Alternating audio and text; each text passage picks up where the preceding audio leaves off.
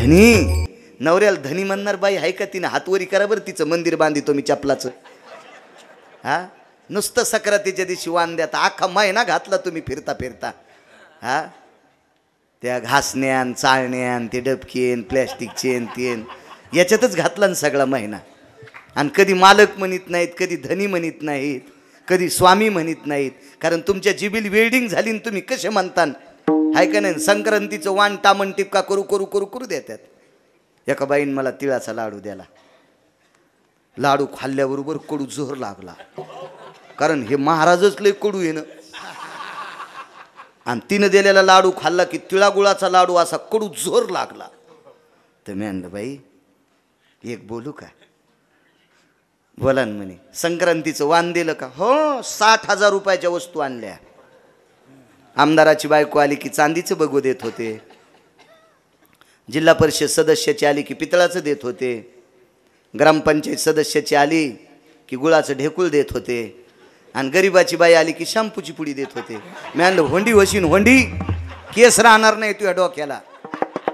असं कुठं वाण देत असते तो कशा असं त्यात बघा नाही का बॉम्ब टाकावा असा बारीकसा.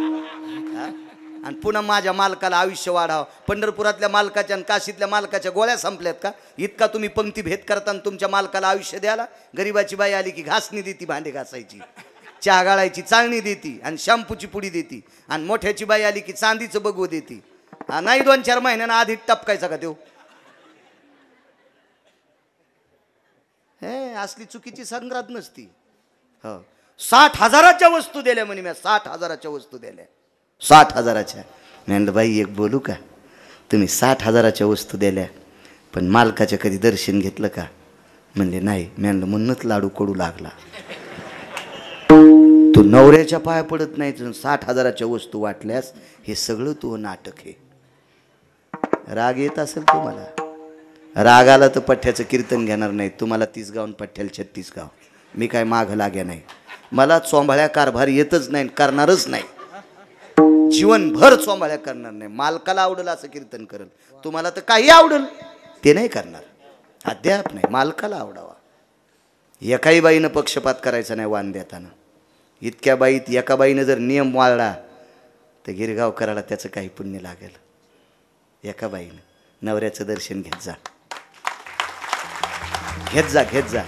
जी बाई दिवसात एकदा नवऱ्याचं दर्शन घेते का, तिला भारतातल्या कोण्याच महाराजाच्या पाया पडायची गरज नाही. जी दिवसात 3दा नवऱ्याचं दर्शन घेते का, तिनं देवाच्या पण पडायचं नाही. तिची देवावरी सत्ता. तू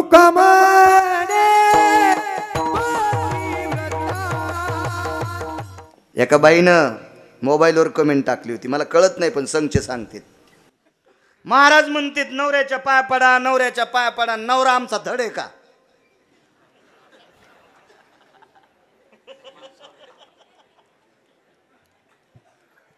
इतका नालायक आहे, त्याच्या कसं पाया पडावं? ऐका माझ्या माईंनो, ऐका. तरी पण सांगतो का पाया पडायचं. कारण नवऱ्यानं केलेली चूक ही जर सपादून नेली तर उद्या लेकरायचं कल्याण होईल. आणि नवऱ्यानं चूक केली म्हणून रागाच्या भरात जर बायकोनं चूक केली तर तुमच्या पोटी जन्माला आलेली वासरं मोकार फिरतील माझ्या माईंनो, मोकार फिरतील, त्यांचं वाटोळं होईल. म्हणून बापानं जी चूक केली ती माईन नाही करायची, माईन करायची नाही. आपलं प्रारब्ध खोटं असेल, आपल्या जीवनात पती वाईट भेटला, पण लेकराचा काय दोष आहे महाराज? तुमच्या प्रापंचिक प्रसंगामध्ये जन्माला आलेली आपत्ती, ती मुलगी असेल तो मुलगा आहे, तो दोषी आहे का? तो पापी आहे का? नाही. म्हणून आपल्या वासराचं कल्याण व्हावा म्हणून त्या माईनं नवऱ्याच्या पुढं लहानपणा घ्या. आणि मी याच्याकरता तुमच्यावर बॉम्ब टाकतो, हे मुंगळे ऐकत नाहीत हो. मुंगे ऐकत आहेत महाराज, कारण रेषेत चालणारी जात मुंग्यांची आहे आणि रेस सोडून चलतीची जात मुंगळ्यांची आहे. हो, म्हणून मी हक्कानं तुम्हाला सांगतो माझ्या माईंनो, आपल्या लेकरांचं कल्याण व्हावा याच्याकरता लहानपणा घ्या, घ्या लहानपणा, घ्या, घेत जा लहानपणा. माझा काही तुमचा दोष नाही, माझं काही तुमचं घराला घर नाही की नालायक नवऱ्याच्या जरी मी पाया पडायला लाईत असेल तर माझा त्याच्यात काही स्वार्थ नाही. माझा एकच स्वार्थ आहे, तुमच्या पोटी जन्माला आलेली ही आपत्ये या भारत देशाचे हिरे होतील. आणि बापानं आधार सोडला आणि त्या बापाला कंटाळून जर माईनं आधार सोडला तर वासरानं कोणीकडे जायचं महाराज, कुठं जायचं त्या आपत्त्यानं. म्हणून माझ्या माईंनो हा शब्द गिरगावकराचा सहन करी जा. तुमच्या चपलाला हात लावून प्रणाम करतोय. काय माझा तुमचा रोष नाही. चला. बाईनं सांगितलं मालक यानं घेऊन आपल्याकडं महाराजाला इथपर्यंत आलतो ना, घेऊन या. पण मालकानं सांगितलं अगं आपल्या मुलगी कर्कश आहे, महाराज कशी झोपतील. काय बाई होती महाराज. त्या बाईनं सांगितलं आपलं घर जितकं चांगलं आहे तितकाच आपला गोठासुद्धा चांगला आहे, आपल्या गाईचा गोठासुद्धा तितका चांगला आहे. म्हणून आजची रात्र मी बाज गाईच्या गोठ्यात टाकते आणि आपल्या रडक्या मुलीला त्या गाईच्या गोठ्यात घेऊन बसते. म्हणजे भिंतीमुळं वाऱ्यात आवाज येणार नाही आणि महाराजाला चांगली झोप लागेल. काय त्यांचा महिमा सांगतो विठ्ठल बुवा. उदाहरण क्रमांक 2. आणि ती बाज गाईच्या गोठ्यात टाकली, आपल्या त्या मुलीला त्या बाजेवर टेकलं आणि त्या बाजेवर त्या आईला बसविलं आणि त्या मुलीला ती खेळवत ती आई बसली. छत्री घेतली. ज्याच्याकडे महाराज आहेत त्याच्याकडे छत्री पण नव्हती. आणि महाराजांना आणायला गेले. तो मित्र आणि महाराज यांच्याकडे आले. बाज टाकली, बाजेवर घोंगडी टाकली. महाराज घोंगडीवर बसले. बाजेच्या पुढे एका टोपल्यात शेकोटी केली. महाराजांनी अंग गरम केलं, पटका शेकवला, अंगावरची वस्त्र शेकवली. आणि बघता बघता 1:30 वाजून गेला. यजमानानं सांगितलं महाराज झोपा आता. महाराज म्हणले नाही, माझं 1:30 वाजला की झोप संपली. आता नाही, तुझी इच्छा असेल तर तुला बोलत बसतो. किती भाग्यवान व्यक्ती असेल त्याला ते महाराज बोलत होते. त्या महाराजांचं नाव होतं रामकृष्ण परमहंस. महाराज रामकृष्ण परमहंसांचे पाटील किती शिष्य असतील ते असू द्या, पण रामकृष्ण परमहंसांचे एक शिष्य या भारत देशाचं नाव महासत्ता नावाच्या देशात उंच उभारलं. ते स्वामी विवेकानंद रामकृष्ण परमहंसांचे शिष्य होते. आणि ती रामकृष्ण परमहंस तिथे पोचली, बोलत राहिली. आनंद वाटला. 2 वाजून गेली रात्रीची. आणि 2 वाजल्याच्या नंतर ज्याच्याकडे रामकृष्ण परमहंस आहेत त्याच्या डोळ्यातून एक टपकन थेंब पाण्याचा बाहेर आला. रामकृष्णांनी विचारलं परमहंसांनी, अरे रुदंती को भवा, आपण कशा करता रडता. नाही म्हणे महाराज काय नाही, पण ते परमहंस होते महाराज, परमहंस होते. हे दादा सांगणार रे. काही नाही महाराज, मी आता बसू शकत नाही तुमच्या पुढे. तुला झोप येते का. नाही मला झोप येत नाही, पण मला कोणाला तरी झोपी घालायचे.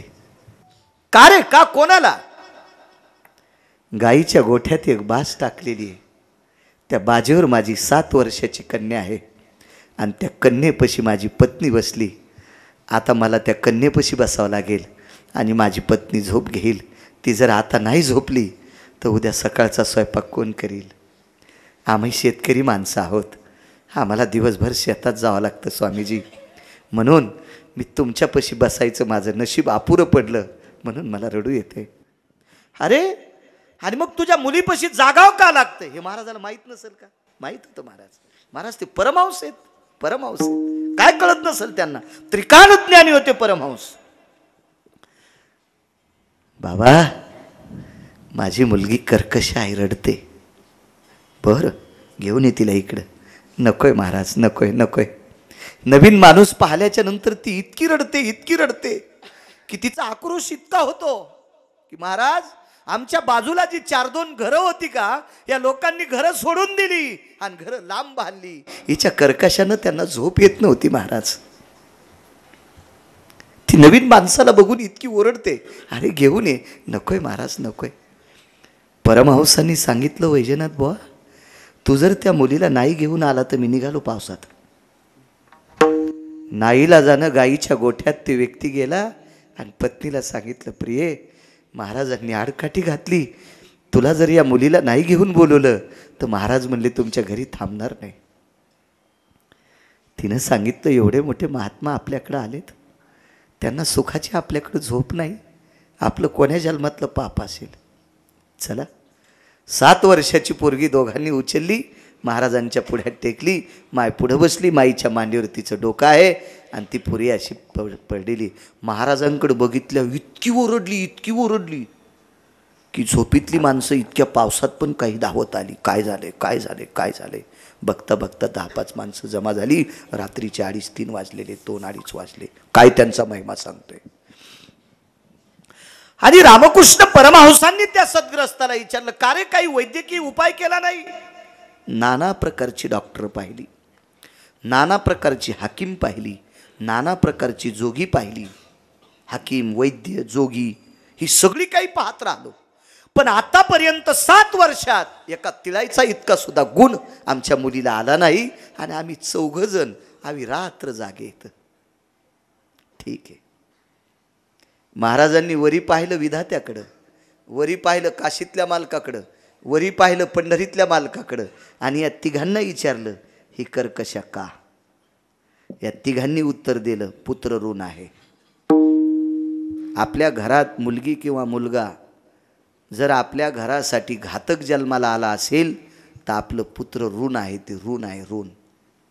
कोट्यावधी रुपये आहेत, पण माईला वेळेला जेवायला नाही अशी अवलाद जन्माला येते. तू का म्हणे पितृ आशीर्वाद देती, कल्याण विच्छेते तया कुळा. वक्ते बाबा म्हणायचे, वक्ते बाबा. भरगच्च श्रीमंती आहे, आई बापाला मान नाही, संतती अशी जन्माला येणार. भरगच्च श्रीमंती आहे, धर्मकार्यात रुपये खर्चाला नाही अशी जन्माला येणार. भरगच्च श्रीमंती आहे, कधी वारी केली नाही अशी अपत्य जन्माला येणार. आईच्या पोटात तोपर्यंत 3 लाख दवाखान्यात गेले. जन्माला आल्यावर आई नांदेडमध्ये, मुलगा हैदराबादमध्ये. कसा बसा घरी आला, आठवड्याला आजारी. मोठा झाला, दुसऱ्याचं ट्रॅक्टर चालू केलं, धक्का होते, गेलं इरीत, द्या 9 लाख. गोपनीत खडा फिरीला, खिडकीचा काचच फोडा, द्या 15,000. याला ऋणपुत्र म्हणतात. आणि या 3ही देवांकडे बघितलं आणि या 3ही देवांनी सांगितलं यांच्या कुळात असं ऋण आहे आणि हे ऋण फेडून घेण्यासाठी यांच्या घरात ही मुलगी जन्माला आली. काशीतल्या मालकांना सांगितलं, मालक पण हा सात्विक माणूस आहे, आम्हाला सांगू नका. काशीतल्या मालकानं वरूनच बायोडाटा दाखिला.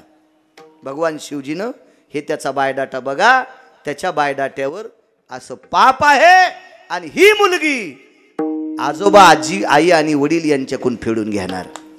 पंढरीतल्या मालकाला विचारलं, त्यानं बायोडाटा दाखिला, आमच्याच्यानं काय होत नाही. आणि सत्यलोकातले मालक चतुरानंत म्हणले, आपल्याकडे खातच नाही, आपल्याकडे फक्त तयार करायचं खात आहे. कुलाल हाडाचा, बाप चाढाचा, अखंड मडके घडी रे. काशीतल्या मालकांनी हातवरी केले आणि पंढरीतल्या मालकांनी हातवरी केले. रामकृष्ण परमहंसाने विचारलं, आता करायचं कसं? आपण ते याला पोरगी जवळ आण म्हणलो.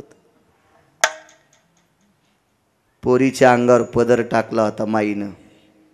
पदर तोंडावरला काढा. महाराजाला बघितलं निवगेकर की इतकी पोरगी ओरडली की आईनं बापानं कानाला हात लावला. इतकी आरडली, इतकी बोंबलली. जीभ बाहेर आल्याबरोबर रामकृष्ण परमहंसाने एक बोट पुढं केलं आणि तिच्या जिभेच्या शेंड्याला लावलं. वरचं पापन खालच्या पापनाला चिटकतं. इतक्या टायमात पोरगी शांत. श्रुती नावाची व्यक्ती रामकृष्ण परमहंसाला बोलायला आली. श्रुती नावाची व्यक्ती रामकृष्ण परमहंसांना बोलायला आली आणि रामकृष्ण परमहंसांना विचारलं, काशीतले मालक प्रारब्धाच्या पलीकडे बदलू शकत नाहीत प्रारब्ध. चित्रगुप्तांना विचारले, पंढरपुरातले मालक बदलू शकत नाही, तुम्ही कसं बदलले? रामकृष्ण परमहंसांनी सांगितलं, बाई मी स्वतःचं पुण्य खर्च केलंय. दिले चाले वाचा,